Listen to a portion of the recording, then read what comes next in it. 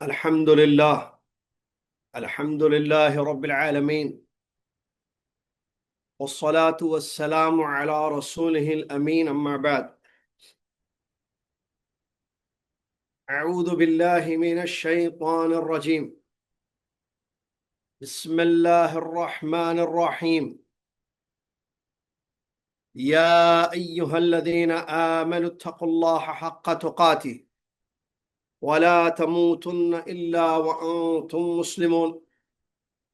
يا أيها الناس اتقوا ربكم الذي خلقكم من نفس واحدة وخلق منها زوجها وبث منهما رجالا كثيرا ونساء،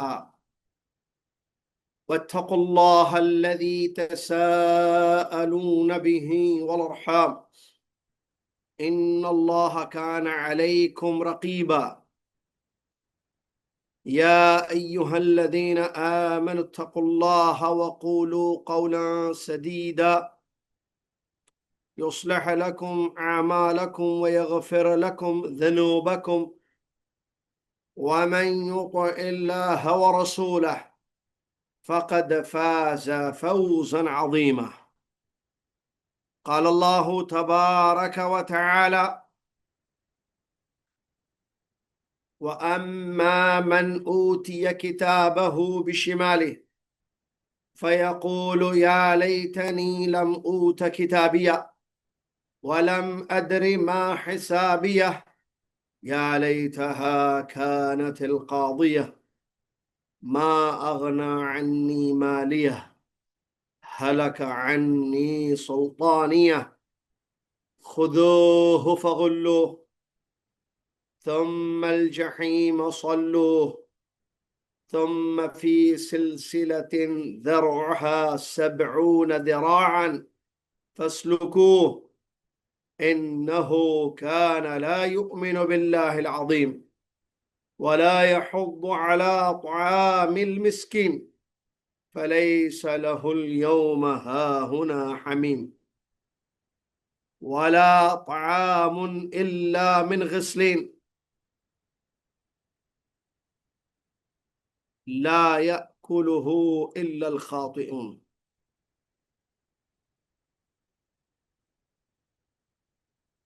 تمام تعریف،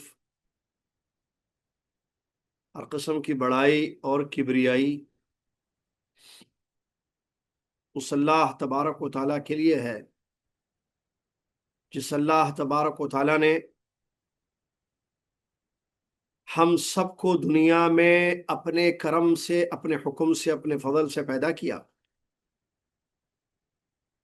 اور پیدا کر کے ایسے ہی نہیں چھوڑ دیا بلکہ ہماری رشد اور ہدایت کے لیے اپنے کلام مجید کو نازل فرمایا، اسلام کو دین بنا کر دنیا میں اتارا، قرآن کو، دین کو پہنچانے سمجھانے کے لیے انسانوں میں سے آخری نبی محمد ابن عبداللہ صلی اللہ علیہ وسلم کو بنا کر مبعوث فرمایا۔ اس طرح کتاب نازل کر کے اور نبی کی بعثت فرما کر اس نے بندوں پر حجت قائم کر دی۔ کل قیامت کے دن کوئی بہانہ نہیں کر سکتا کہ مجھے نہیں معلوم تھا مجھے کس لیے پیدا کیا گیا ہے۔ جتنی تعریف کریں اللہ کی کم ہے، جس قدر بڑائی بیان کریں وہ کم ہے۔ ہم اس کی تعریف اور حمد اور ثنا میں وہ 2 کلمات پڑھیں گے جو پڑھنے میں بڑے آسان اور اس کو بہت پسند اور قیامت کے دن بڑے کام میں آنے والے، سبحان اللہ و بحمدہ سبحان اللہ العظیم۔ صلاۃ و سلام اس کے بعد اللہ کے آخری نبی، امام الاولین والآخرین، محمد رسول اللہ صلی اللہ علیہ وسلم کی ذات گرامی پر، جنہوں نے رب تعالیٰ کا کلام اپنی امت تک پہنچا دیا، ہر خیر کی طرف ہم امتیوں کی رہنمائی فرمائی، ہر شر سے ہم کو باز رکھا، دور رہنے کی تاکید فرمائی، ایک ایسا دین دے گئے جو واضح اور سمجھ میں آنے والا ہے۔ اللہم صلی علی محمد وعلی آل محمد کما صلیت علی ابراہیم وعلی آل ابراہیم انک حمید مجید۔ اللہم بارک علی محمد وعلی آل محمد کما بارکت علی ابراہیم وعلی آل ابراہیم انک حمید مجید۔ حمد و صلاۃ کے بعد آج جمادی الاولیٰ کی پہلی تاریخ ہے، جمادی الآخرہ کی جمادی الآخرہ کی پہلی تاریخ ہے، 1447 ہجری چل رہی ہے، اور لوگوں نے جو تاریخیں بنائی ہیں انسانوں نے، وہ 22 نومبر 2025 عیسوی ہے۔ IGEOC کویت کی جانب سے یہ قرآن کا درس آپ کی خدمت میں پیش ہے، جس میں ہم 29واں پارہ سورہ حاقہ کی آیتیں پڑھ رہے ہیں، اور الحمدللہ اس سورے کی اللہ کے فضل و کرم سے ابتدائی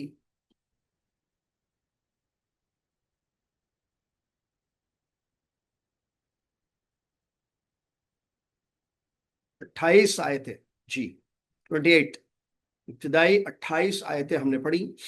حلقہ انی سلطانیہ تک بات پہنچی تھی۔ مضمون جو چل رہا ہے وہ قیامت کے دن کے احوال ہیں۔ قیامت کے دن انسانوں کے دو گروپ ہوں گے، ایک دائنے ہاتھ والے، ایک بائیں ہاتھ والے۔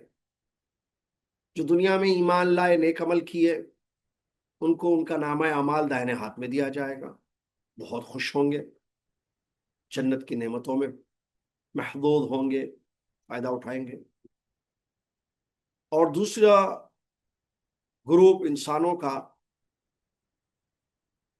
اللہ ہمیں محفوظ رکھے اس گروپ سے، لیفٹ بائیں ہاتھ میں جن کا نام اعمال دیا جائے گا، اور وہ پریشان ہو جائیں گے، افسوس کریں گے، کہیں گے جیسا کہ اللہ نے فرمایا لیتنی لم اوت کتابیہ، ہائے کاش کہ میرا نام اعمال مجھے نہ دیا جاتا، لیکن مل تو گیا۔ لیکن یہ ان کی پریشانی ہوگی، کہیں گے ولم ادری ما حسابیہ، اور میں نہیں جانتا، نہیں پتا ہوتا مجھے کہ میرا حساب کیا ہے۔ یا لیتہا کانت القاضیہ، ہے کاش کہ یہ موت میرا کام تمام کر دیتی، کہ میں دوبارہ نہ زندہ ہوتا، نہ یہ مصیبتیں دیکھتا، یہ پریشانیاں، یہ عذاب۔ کہے گا ما اغنا عنی مالیہ، میرا مال کسی کام میرے نہیں آیا۔ اللہ اکبر۔ ہلک عنی سلطانیہ، میری حکومت بھی مجھ سے برباد ہو گئی، یا میری سلطنت میرے کسی کام میں نہیں آئی، آج میں اکیلا عذاب کو بھگت رہا ہوں۔ دیکھیے، انسان، مال اور جاہ، سلطنت جاہ، ہلک عنی مالیہ، مال کسی کام میں نہیں آیا، ہلک عنی سلطانیہ، جاہ، کرسی، پوزیشن یا سلطنت، حکومت کسی کام میں نہیں آئی میری، افسوس کرے گا۔ یہاں تک بات پہنچی تھی تو دیکھیے عجیب بات، ہم دنیا میں زندگی گزارتے ہیں، اور بعض لوگ، اللہ محفوظ رکھے مجھے اور آپ سے، وہ کیا بولیں گے، عبد الدرہم، عبد الدینار، عبد الدرہم بن کر زندگی گزارتے ہیں، مال کے غلام۔ ان کا سب کچھ مال ہوتا ہے، مال ہے تو سب کچھ ہے، مال نہیں ہے تو کچھ نہیں۔ انہیں عبادتوں کی فکر نہیں، آخرت کو سنوارنے کی فکر نہیں، اللہ کے عذابوں سے، جہنم کی آگ سے اپنے آپ کو بچانے کی فکر نہیں، وہ اسی میں لگے رہتے ہیں کہ کیسے مال بڑھایا جائے۔ پراپرٹی زیادہ ہوں، اور دوسری طرف سلطنت، حکومت. تو یہ مسئلہ کیا ہے؟ یہ اس میں تفصیل ہے، جیسا کہ آپ جانتے ہیں. مال ضرورت حیات ہے، میں نے بتایا تھا. مقصد حیات نہ بنایا جائے اس کو. ضرورت کو ضرورت کے حد تک رکھیں تو ٹھیک ہے، لیکن ضرورت مقصد بن جائے تو پھر بربادی ہوتی ہے.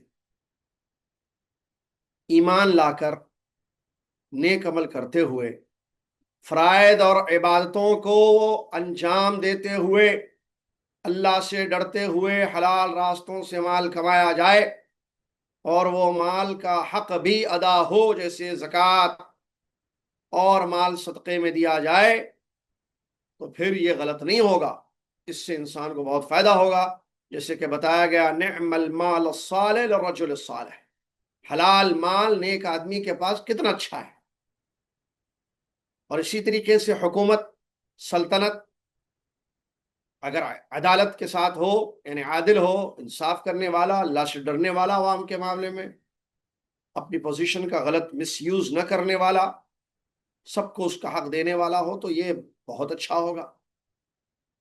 اللہ کے عرش کے تلے ایسے بادشاہ عادل کو سایہ ملے گا، جیسا کہ حدیثیں ہمیں بتاتی ہیں نبی صلی اللہ علیہ وسلم کی.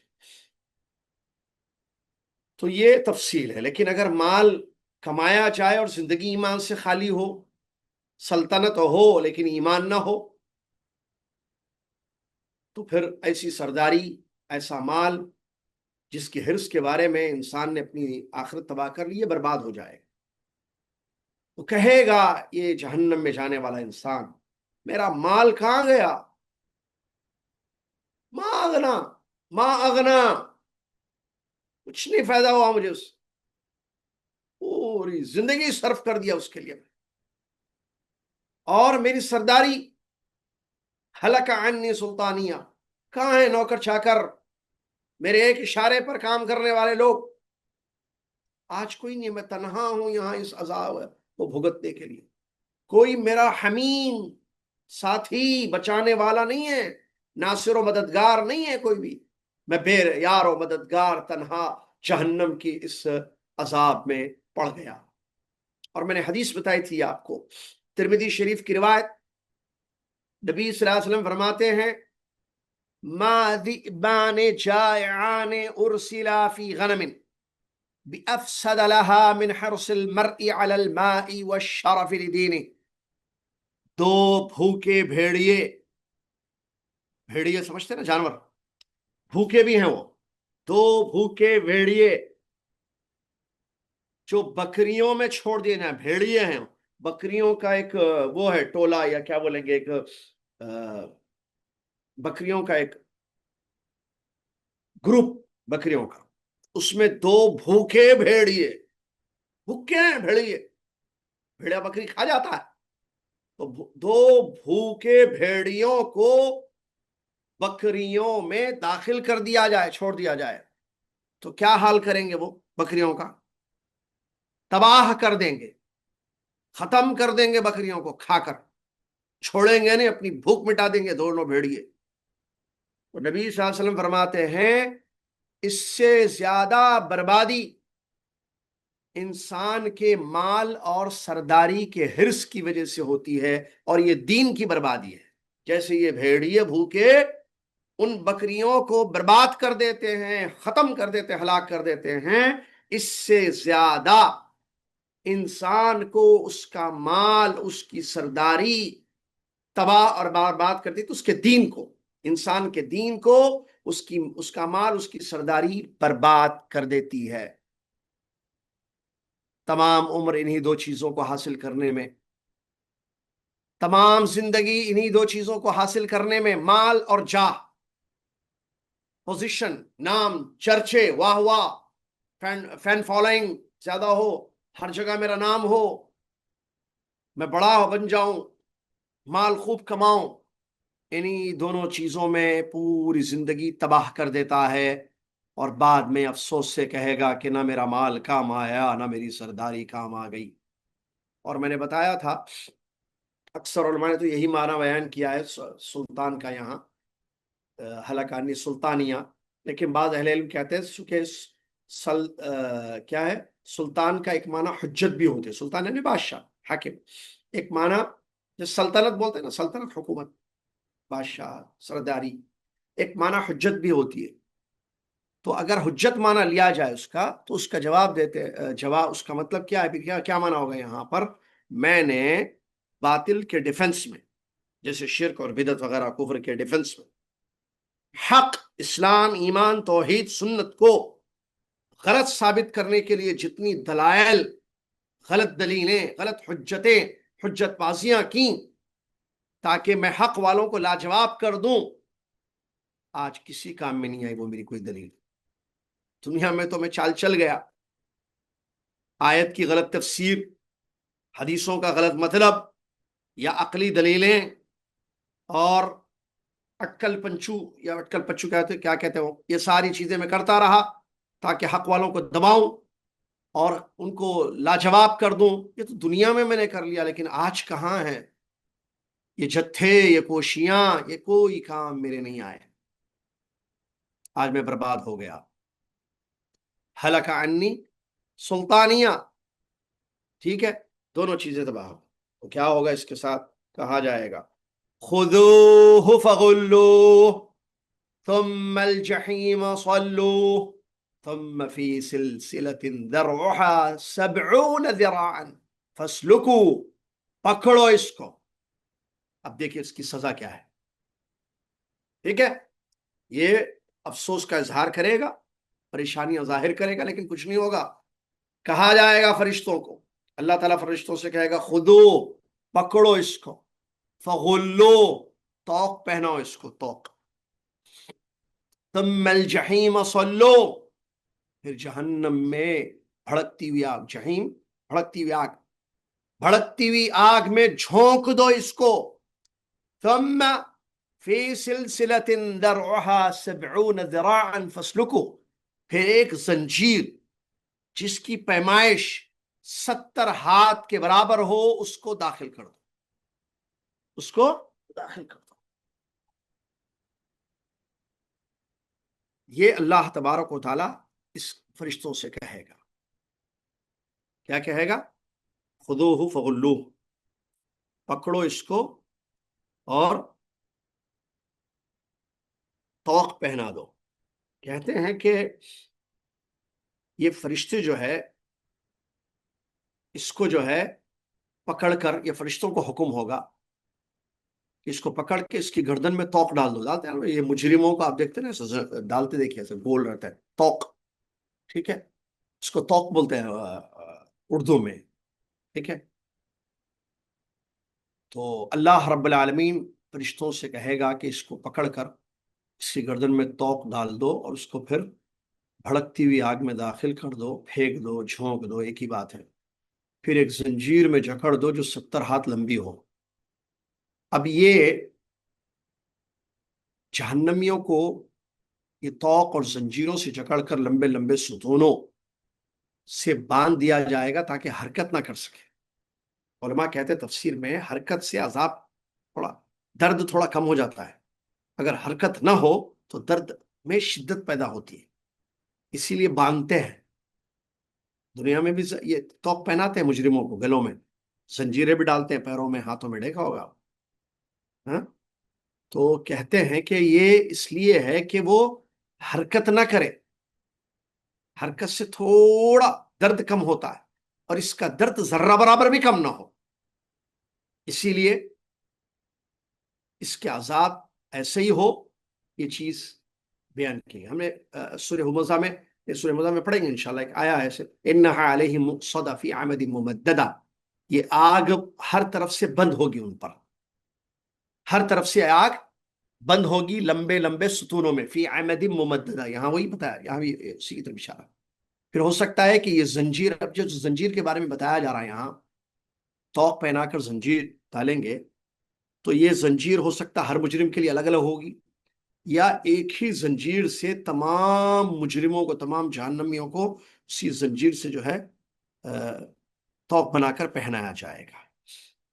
اور اللہ اکبر، تفسیر میں لکھتے ہیں عبداللہ بن عباس رضی اللہ تعالیٰ عنہما کا قول ہے کہ یہ جو زنجیر ڈالی جائے گی اس کی پیچھے کے راستے سے، ٹوائلٹ کا جو راستہ ہوتا ہے وہاں سے گھسا کر منہ سے نکالی جائے گی، قول ہے یہ۔ تفسیر میں حافظ ابن کثیر رحمۃ اللہ نے نقل کیا ہے اس کو، دیکھیے میں بتاتا ہوں، میں نے نوٹ کیا ہے اس کو، ٹھیک ہے۔ یہ جو زنجیر ہوگی، ٹھیک ہے، جس کی لمبائی 70 ہاتھ، اب ایک ہاتھ کتنا ہوگا یہ اللہ کے سوا کوئی نہیں جانتا ہے، ذراع کہتے ہیں اس کو عربی میں، یہ 70 ذراع، اب یہ میرا ہاتھ ہے ذراع، اب ایک ذراع کتنی لمبی ہوگی، ٹھیک ہے، 70 ذراع ہے 70 ہاتھ، تو ایک ہاتھ، اس کو ہاتھ بولتے ہیں نا، پہلے ایسے جو ہے پرانی خواتین آپ جانتے ہیں کہ وہ ماپتے تھے، ایسے ماپنے کے لیے ہاتھ استعمال کیا جاتا، ایسے جیسے ساڑی کا کپڑا ہو یا چادر ہو، تو یہ ذراع اس کو کہتے ہیں، ہاتھ بولتے ہیں اس کو، آج بھی ایک ہاتھ لمبا بولتے ہیں، وہ استعمال کیا جاتا تو ذراع بولتے ہیں اس کو عربی میں۔ اور بخاری شریف کی حدیث موجود ہے نماز میں ہاتھ باندھنے کے سلسلے میں، کہ نبی صلی اللہ علیہ وسلم، بخاری کی حدیث ہے، نبی صلی اللہ علیہ وسلم کیا کہتے ہیں، سیدھے یمین ذراع کو بائیں ذراع پر رکھتے تھے، اور یہ پیٹ پر یا ناف کے نیچے نہیں آتا ہے، یہ اوپر ہی آتا ہے ایسے، تو یہ ذراع لفظ آتا ہے، دیکھیے یہ ذراع ایک ہے، دیکھ رہے ہیں نا آپ، یہ ذراع ہے، ایسے ہاتھ باندھتے تھے نبی صلی اللہ علیہ وسلم، بائیں ذراع پر، دائیں ذراع کو بائیں ذراع پر رکھتے تھے نماز میں، نبی صلی اللہ علیہ وسلم ہاتھ باندھنے کا یہ لفظ موجود ہے حدیث میں، ٹھیک ہے۔ تو یہاں اللہ رب العالمین بیان فرما رہا ہے کہ اس کو جو ہے سلسلہ، ایک زنجیر، ذرعها 70 ذراع، جس کی لمبائی 7 ہاتھ ہوگی، فسلکو، داخل کر دو۔ اب یہ کیسے داخل کیا جائے گا وہ میں بتانا چاہ رہا تھا آپ کو۔ عبداللہ بن عباس رضی اللہ تعالیٰ عنہما فرماتے ہیں کہ جو ہے اس کے پیچھے کے راستے سے یہ زنجیر داخل کی جائے گی۔ ذرا دیکھیں، آدمی بولتا ہے، سنتا ہے، سوچتا ہے تو وہ ہوتی ہے، تکلیف ہوتی ہے کہ کیسی شدت ہوگی عذاب کی، کہ پیچھے کے راستے سے، اس کے ٹوائلٹ کے راستے سے داخل کر کے اس زنجیر کو منہ سے نکالا جائے گا۔ اللہ اکبر، یہ عبداللہ بن عباس رضی اللہ تعالیٰ عنہ فرماتے ہیں۔ دیکھیے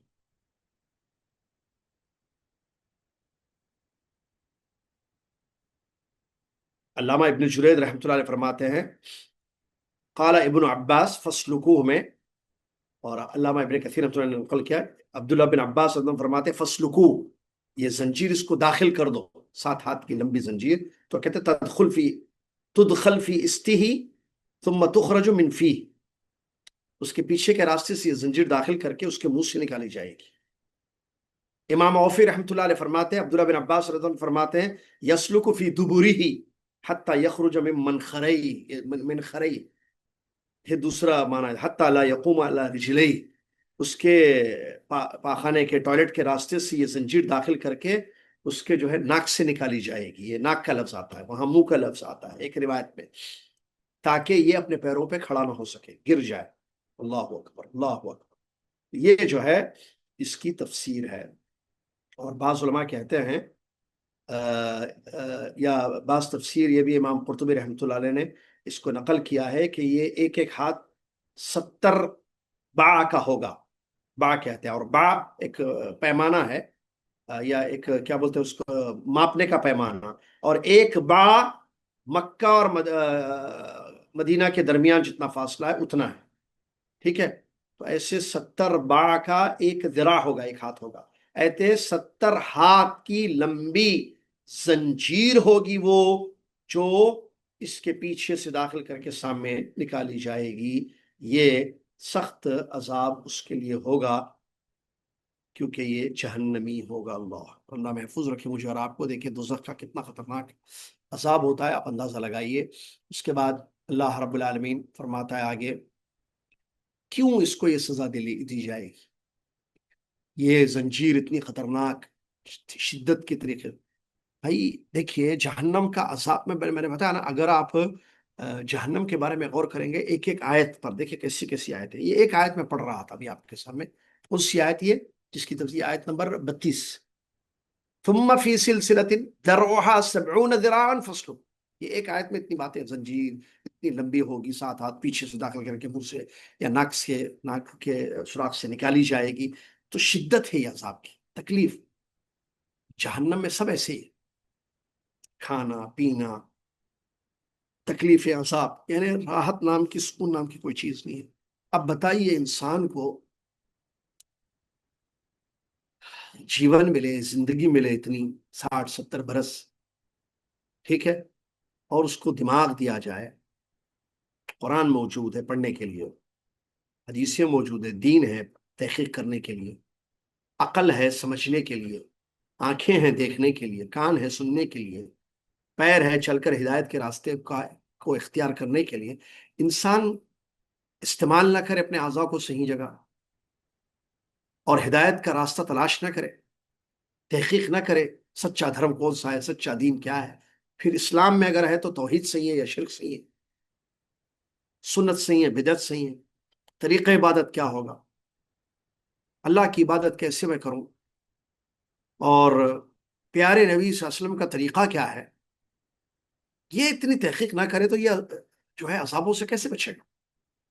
اگر ہم تحقیق کر لیں اس زندگی میں اور محنت کریں قرآن کی اس آیت پر عمل کرنے کے لیے، یا ایھا الذین آمنوا قوا انفسکم واہلیکم نارا وقودها الناس والحجارہ، اے لوگوں اپنی جانوں کو اور اپنے گھر والوں کی جانوں کو جہنم کی آگ سے بچا لو۔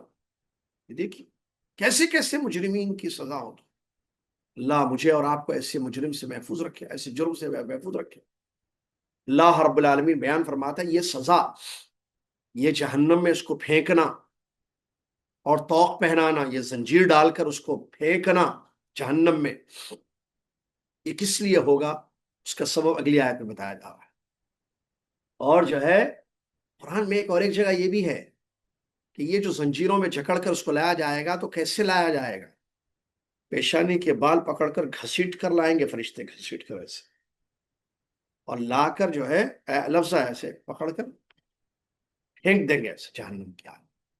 جی ثم الجحیم صلو کہتے ہیں جھونک دو، پھینک دو۔ داخل کرنے میں پھینکنے میں فرق ہے، ایک چیز کو داخل کرنا، ایک چیز کو پھینکنا، سمجھ رہے نا؟ پھینکنا یہ میرے ہاتھ میں ہے، یہ میں نے پھینکا ایسے، ایک ہوتا ہے ڈالنا کہیں، ایک ہونا پھینکنا۔ تو یہ پیشانی کے بال ان جو دوزخیوں کے پکڑ کر فرشتے زنجیروں میں جکڑ کر طوق پہنا کر گھسیٹ کر لا کر جہنم کے پاس آ کر جہنم میں پھینک دیں گے، جا چک عذاب ذق۔ قرآن کی ایک آیت ہے ذق، چک، کیا چکوں؟ عذاب چک۔ کیوں؟ ریزن کیا ہے سنیے، ریزن انہو کان لا یؤمن باللہ العظیم، ایک، ولا يحض على طعام المسکین، دو، بس بیسک دو ریزنز، نہ خالق کا حق ادا کیا نہ مخلوق کا حق ادا کیا، نہ خالق کا حق ادا کیا نہ مخلوق کا حق ادا کیا۔ کیا ہے خالق کا حق؟ کبھی پتہ کیا؟ خالق کا حق ہے ایمان لا کر اس کی عبادت کرنا، ایسے کہ اس کی عبادت میں کسی کو شریک نہیں کرنا۔ معاذ بن جبل رضی اللہ عنہ کی حدیث سے یہ بات معلوم ہوتی ہے جو بخاری شریف کی روایت ہے، نبی صلی اللہ علیہ وسلم نے فرمایا حق اللہ علی العباد ان یعبدوہ ولا یشرکوا بہ شیئا، اللہ کا حق بندوں پر یہ ہے کہ بندے اللہ کی عبادت کریں اور اس کے ساتھ کسی کو شریک نہ کریں۔ کیا یہ حق اس نے ادا کیا؟ اس کا ایمان ہی نہیں تھا اللہ پر۔ انہ کان لا یؤمن باللہ العظیم، دیکھیے سبب بتا رہا ہے اللہ تعالیٰ، یہ اللہ پر ایمان، بڑے اللہ پر، انہو بے شک وہ، یہ الٹے ہاتھ والا، صاحب الشمال، یہ دوزخی، یہ مجرم، لا یؤمن کان لا یؤمن باللہ العظیم، یہ بڑے اللہ پر ایمان نہیں رکھتا تھا۔ اللہ عظیم ہے، اس کا نام عظیم ہے، عظمت اس کی صفت ہے، اور اس کا حق یہ ہے کہ آپ اس پر بندہ اس پر ایمان لائے، اور ایمان لانے کے لیے ڈگریوں کی ضرورت نہیں ہے، اللہ کی مخلوق پر غور کرے۔ وہ عقیدے کی کتابوں میں ہم نے پڑھایا، پڑھاتے بھی ہیں اساتذہ، کہ بھائی اگر آپ سے کوئی پوچھے کہ آپ کا رب کون ہے تو آپ جواب دو کہ ہمارا رب اللہ ہے۔ آپ سے پوچھے کہ آپ نے کیسے جانا کہ آپ کا رب، یعنی ہمارا رب اللہ ہے، مطلب ایمان، یہی تو ایمان ہے نا کہ اللہ میرا رب ہے، اللہ میرا معبود ہے، اس کے سوا کوئی میرا معبود نہیں ہے. تو آپ کو کیسے پتا کہ اللہ آپ کا رب ہے؟ کیسے پہچانا آپ نے اپنے رب کو؟ دو چیزوں سے، بھی آیاتی ہی وہ مخلوقات ہے، اللہ کی آیت نشانیوں اور اس کی مخلوق سے. نشانیاں بھری پڑی ہیں دنیا میں. گاؤں والے کو بھی، جس کو پڑھنا نہیں آتا، جس انگوٹھا چھاپ کہتے ہیں نا اردو میں، پڑھا لکھا نہیں ہے، اسکول نہیں گیا، مدرسہ نہیں گیا، اس کو بھی پتا ہے آسمان ہے، زمین ہے، سورج ہے، چاند ہے، رات ہے، دن ہے، بکریاں ہیں، گائے ہیں، مینگنیاں پڑی ہوئی ہیں. دیکھ کر وہ سمجھتا ہے کہ یہاں سے بکری گزر کر گئی. رات ختم ہوتی ہے، دن کا اجالا آتا ہے، دن کی روشنی ختم ہوتی ہے، رات کا اندھیرا چھا جاتا ہے. سورج نکل رہا ہے، ڈوب رہا ہے، چاند نکلتا ہے، ستارے نظر آتے ہیں. لمبا بڑا آسمان بغیر کسی سہارے کے، ٹیک کے، بغیر کسی شگاف سوراخ کے اس کو نظر آتا ہے. یہ سب کچھ دیکھ کر اونٹوں کو دیکھتا ہے، پانی کو دیکھتا ہے، بارش کو برستے ہوئے، بجلیاں چمکتی ہیں، ستارے نمودار ہوتے ہیں، ابر نظر آتا ہے، ہوائیں چلنے لگتی ہیں، بارشیں ہونے لگتی ہیں. سوکھا پڑا ہوا تھا، زمین بنجر ہو چکی تھی، دیکھتا ہے کہ بارش کے بعد لہلہانے وہ لگتی ہے، کھیتی باڑی ہوتی ہے، غلہ اناج وہ خود نکالتا ہے، اسے پتا ہے گاؤں کا ہے. یہ سب کچھ دیکھے پھر بھی رب پر ایمان نہ لائے. یہ مشاہدات، یہ اللہ کی نشانیاں، یہ اللہ کی مخلوق، ان سب چیزوں کو دیکھے اپنی آنکھوں سے، سنے، نظارے، صبح شام مشاہدات ہیں، پھر بھی اللہ پر ایمان نہ لائے تو سزا تو ملے گی. انہو کان لا یؤمن باللہ العظیم، یقیناً یہ بڑے اللہ پر عذاب نہیں، عفواً بڑے اللہ پر ایمان نہیں رکھتا تھا. مطلب یہ عذاب کا جو باعث ہے، یہ جو جہنم میں اس کو عذاب دیا جائے گا، جکڑا کر پھینکا جائے گا، اس کا معاملہ یہ تھا کہ اللہ کا حق ادا نہیں کرتا تھا، نہ اللہ پر ایمان تھا، نہ اللہ کو مانتا تھا، نہ اس کی عبادت کرتا تھا. یہ اس کا سب سے بڑا پرابلم ہے. اور دوسرا مسئلہ کیا ہے بھائی؟ مخلوق کا مسئلہ. وَلَا يَحُضُّ عَلَىٰ طَعَامِ الْمِسْكِينِ، نہ مسکین کو کھانا کھلانے پر ابھارتا تھا. لوگوں کو کہہ رہے بھائی مسکین آدمی ہے، غریب آدمی، کھانا کھلاؤ. مطلب کیا ہے؟ بے حسی ہے اس کی زندگی میں، کافر ہے نا. وہ خود بھی نہیں کھلاتا تھا مسکین کو، نہ مسکین فقیر کا درد، محتاجوں کا درد اس کے دل میں تھا. اس کی کفر کی شدت کی وجہ سے، ایمان کی کمی کی وجہ سے یا نہیں ہونے کی وجہ سے، اور لوگوں کو بھی نہیں بھاتا تھا. کیونکہ آدمی خود خیال کرے تو دوسروں کو بھی بولتا ہے بھائی خیال کرو ان کا. اس کو خود احساس نہیں ہے کسی کا، وہ دوسروں کو کیا احساس دلائے گا؟ بولتے ہیں نا پہلے احساس ہونا چاہیے تاکہ احساس دلائیں. میرے پاس نہیں ہے، میں آپ کو کیا دوں گا؟ فاقد الشیء لا یعطیہ، عربی میں کہتا ہے فاقد الشیء لا یعطی، اس کے پاس کچھ بھی نہیں ہو کیا دے گا بھائی آپ؟ اس کے پاس احساس نہیں، وہ احساس دے گا آپ؟ وہ خیال نہیں کرتا ہے، آپ کو خیال کروائے گا. ولا یحض، جیسے کہا کیا ہے، علی طعام المسکین. جی، مسکین کو کھانا، کیا یہ مسکین کو کھانا کھلانا یہ مخلوق ہے؟ مسکین مخلوق ہے. تو یہ انہو کان لا یؤمن باللہ العظیم، خالق کا حق اس نے ادا نہیں کیا، ایک بڑی غلطی، ایک بڑا جرم اس کا ہوا زمین پر. نمبر دو، مخلوق مسکین، خالق کا بھی حق ادا نہیں کیا، مخلوق کا بھی حق نہیں کیا، عذاب کا شکار ہو گیا. معلوم ہوا، کیا معلوم ہوا بھائی؟ سن رہے ہیں نا سب انشاءاللہ؟ معلوم کیا ہوا؟ اگر ہم خود کو اللہ کی پکڑ، اللہ کے عذابوں سے بچانا چاہتے ہیں تو پھر یہ دو کام کرنے پڑیں گے. اللہ کا حق اللہ کو دیں، مخلوق کا حق مخلوق کو دیں. اللہ کا حق ہم نے نہیں دیا، اس کی سزا ملے گی جہنم میں. مخلوق کا حق ادا نہیں کیا، جس میں والدین ہیں، بیوی بچے ہیں، یا مسکین کا ذکر ہے کیونکہ مسکین بھی حق مخلوق ہے. والدین ہیں، کیا کہتے ہیں، بھائی بہنیں ہیں، رشتہ دار ہیں، بادشاہ ہیں، علماء ہیں، پڑوسی ہیں، جانور ہیں، ٹھیک ہے، فقراء، مساکین، ضرورت مند، حاجت مند، یہ سارے مخلوق. تو یہ نہیں کیا ادا تو پھر انسان کو جو اس کی سزا ملے گی. اور ایمان انسان کو اللہ کے عذاب سے بچائے گا، اور مخلوق کا خیال کرنا اللہ کے عذاب سے بچائے گا. حدیث میں آتا ہے نا، صدقہ جو ہے اللہ کے غصے کو کیا کہتے ہیں، ایسے ختم کر دیتا ہے، اللہ کے غصے کو ختم کر دیتا ہے. صدقہ، صدقہ اللہ کے غصے کو ختم کر دیتا ہے. اور ایک حدیث ہے، لمبی حدیث ہے، 40 میں موجود ہے. اس میں الصدقۃ تطفی النار، کیا ہے، کما یطفی الماء النار، الصدقۃ تطفی الخطیئۃ. ہاں، صدقہ جو ہے ایسی مسکینوں کو صدقہ کرنا، کھلانا، یہ جو ہے گناہوں کو مٹا دیتا ہے. صدقہ گناہوں کو مٹا دیتا ہے، جیسے پانی آگ کو مٹا دیتا ہے. صحیح حدیث ہے، پانی آگ کو بجھا دیتی ہے، ختم کر دیتی ہے، فنش. ویسے ہی صدقہ، مسکینوں کا حق ادا کرنا، مخلوق کا خیال کرنا، ضرورت مندوں کی ضرورت پوری کرنا اپنے حسب استطاعت، تو یہ کیا کرتا ہے، انسان کے گناہوں کو مٹا دیتا ہے. تو یہ دونوں کام نہیں کرتا تھا کم بخت. یہ مجرم، یہ خبیث، کافر، نہ اللہ پر ایمان تھا اس کی زندگی میں، نہ مخلوق کا خیال تھا، نہ مخلوق کا حق.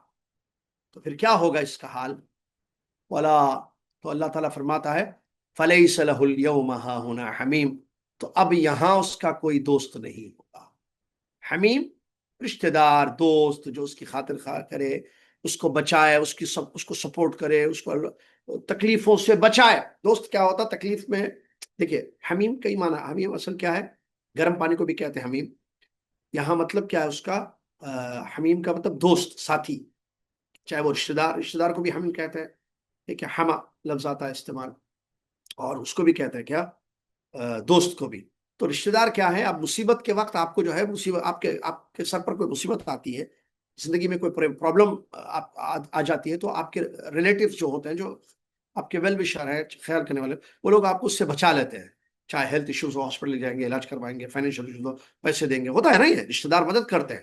ایسے دوست بھی جو ہے آپ کو مصیبت سے، پریشانی سے اور تکلیف سے بچائے گا. لیکن جہنم میں یہاں جب یہ قیامت کے دن جو ہے، یہ مجرم کو جب سزا اس کے کفر اور اس کی بدبختیوں کی سزا دی جائے گی، وہاں کوئی دوست نہیں ہوگا. کیا مطلب؟ یہ جو عذاب میں چلے گا، اس عذاب سے بچانے والا کوئی نہیں ہوگا.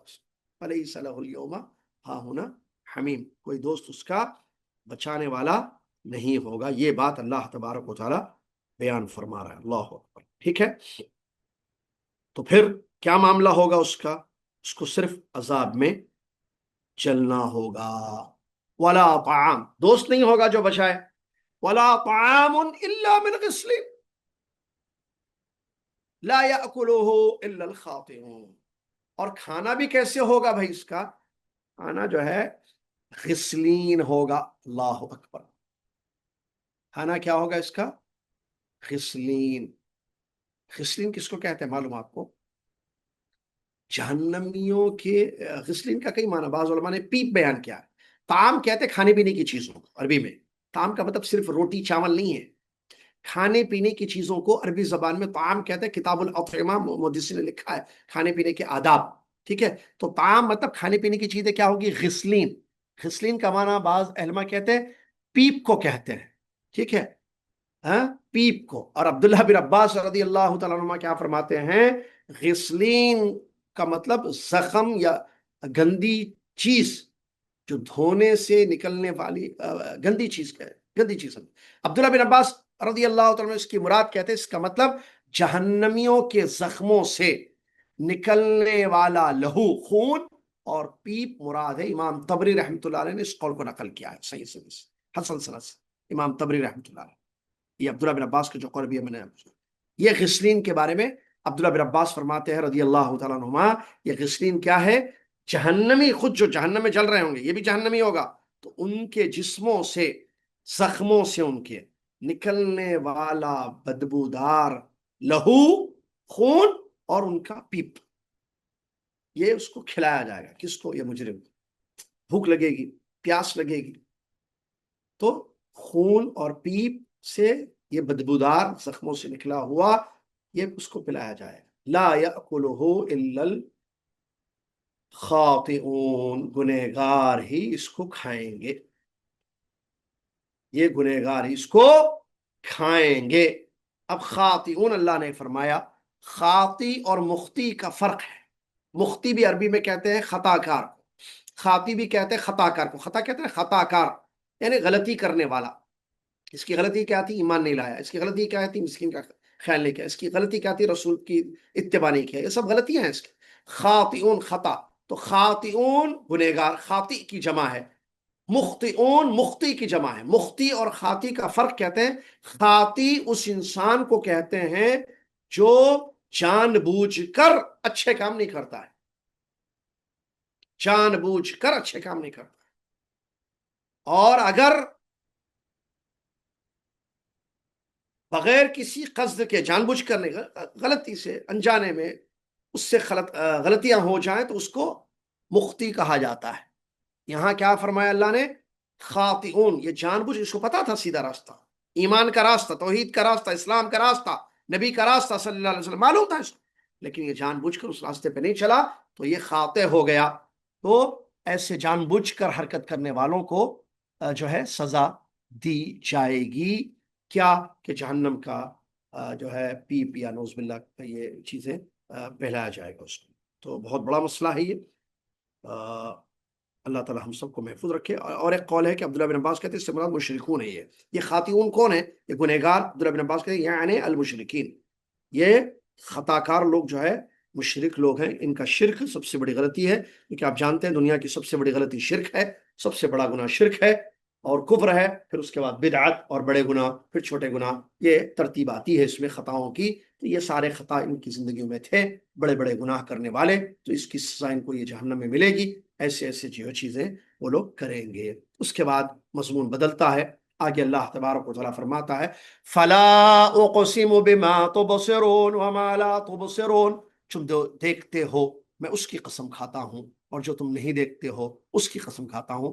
अगले दर्स में इंशाल्लाह यहां से पढ़ेंगे, जो आयत नंबर 38 है मेरे ख्याल से। जी हाँ, फला फला उक़सिमु बिमा तुबसिरून, यहां से हम इंशाल्लाह पढ़ेंगे। अल्लाह से दुआ है अल्लाह ताला हम सबको जहन्नम के अजाब से बचने की फिक्र करने की तौफीक अता फरमा, और जो असबाब दुनिया में मौजूद हैं कि जहन्नम से हम अपने आप को, अपने घर वालों को बचा सकते हैं, उन असबाब को अपना कर अल्लाह की पकड़, जहन्नम की सजाओं से खुद को बचा लें।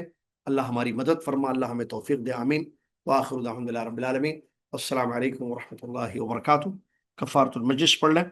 सुब्हानकल्लाहुम्मा व बिहम्दिका अशहदु अन ला इलाहा इल्ला अंता अस्तगफिरुका व अतूबु इलैक। अस्सलामु अलैकुम व रहमतुल्लाहि व बरकातुहू।